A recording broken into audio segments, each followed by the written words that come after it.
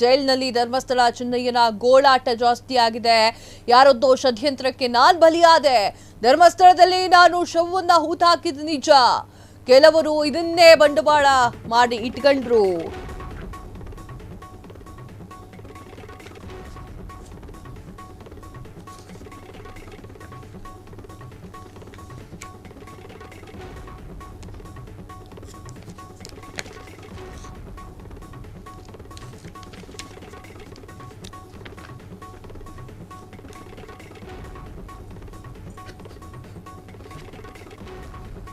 ಜೈಲಿನಲ್ಲಿ ಧರ್ಮಸ್ಥಳದ ಚಿನ್ನಯ್ಯನ ಗೋಳಾಟ ಮಿತಿ ಮೀರಿದೆ. ಯಾರದ್ದೋ ಷಡ್ಯಂತ್ರಕ್ಕೆ ನಾನ್ ಬಲಿಯಾದೆ, ಧರ್ಮಸ್ಥಳದಲ್ಲಿ ನಾನು ಶವ ಹೂತು ಹಾಕಿದ್ದು ನಿಜ. ಕೆಲವರು ಇದನ್ನೇ ಬಂಡವಾಳಿಗ ಮಾಡ್ಕೊಂಡ್ರು. ನಾನು ನನ್ನ ಪಾಡಿಗಿದ್ದೆ, ಆದ್ರೆ ಹಣದಾಸೆಯನ್ನ ತೋರಿಸಿದ್ರು. ಆತನ ಅಕೌಂಟ್ ಅಲ್ಲಿ ಇರೋದು 3 ಲಕ್ಷ. 3 ಲಕ್ಷಕ್ಕಾಗಿ ಧರ್ಮಸ್ಥಳದ ಹೆಸರನ್ನೇ ಹಾಳು ಮಾಡುದ್ನ ಅಂತ ನನ್ನನ್ನ ಕೆಡ್ಡಾಕೆ ಕೆಡವಿದ್ರು, ಬಲಿಪಶು ಮಾಡಿಬಿಟ್ರು.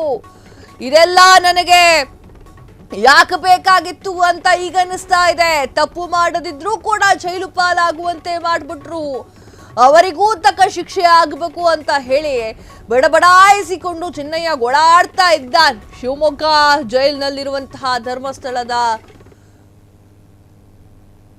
ಚಿನ್ನಯ್ಯ 14 ದಿನ ನ್ಯಾಯಾಂಗ ಬಂಧನದಲ್ಲಿರುವಂತಹ ಚಿನ್ನಯ್ಯ ಈಗ ಪಶ್ಚಾತ್ತಾಪದ ಅಳುವನ್ನ ಅಳ್ತಾ ಇರುವಂಥದ್ದು. ಯಾಕೆ ಹಿಂಗೆ ಹೇಳ್ತಾ ಇದ್ದೀನಿ ಅಂತಂದ್ರೆ, ಚಿನ್ನಯ್ಯ ನಾನೇನೂ ತಪ್ಪು ಮಾಡಿಲ್ಲ ಸ್ವಾಮಿ, ನನ್ನನ್ನು ಸುಮ್ಮನೆ ಹೆಸರನ್ನ ಮಧ್ಯಕ್ಕೆ ತಗೊಬಂದ್ಬಿಟ್ರು, ನನಗೆ ಹಣದ ಆಸೆಯನ್ನ ಕೊಟ್ಟರು, ಆ ಒಂದು ಕಾರಣಕ್ಕಾಗಿ ತಪ್ಪು ಕೆಲಸ ಮಾಡಿಬಿಟ್ಟೆ, ನನ್ನನ್ನು ಬಿಟ್ಟುಬಿಡೇ, ನಂದು ತಪ್ಪಾಯಿತು ಅಂತ ಚಿನ್ನಯ್ಯ ಗೋಳಾಡ್ತಾ ಇದ್ದಾನಂತೆ.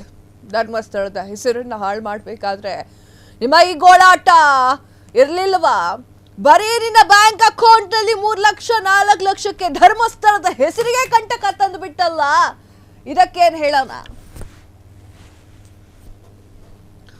ಧರ್ಮಸ್ಥಳದ ಹೆಸರನ್ನ 3 ಖಾಸಿಗರಾಜ್ ಹಾಕಿರುವಂತಹ ನೀನು ಹಾಗೂ ನಿನ್ನ ಬುರುಡೆ ಗ್ಯಾಂಗ್ ಆಗ ಗೊತ್ತಾಗ್ಲಿಲ್ವಾ ತಪ್ಪು ಯಾರದ್ದು ಅಂತ ಹೇಳಿ? ಬುರುಡೆ ಗ್ಯಾಂಗ್ ಹೇಳಿದ್ದಲ್ಲ ಕೇಳಿದ್ದಂತಹ ಚಿನ್ನಯ್ಯ ಈಗ ಪಶ್ಚಾತ್ತಾಪದ ಬೆಗಲ್ಲಿ ಬೇಯ್ತಾ ಇರುವಂಥದ್ದು.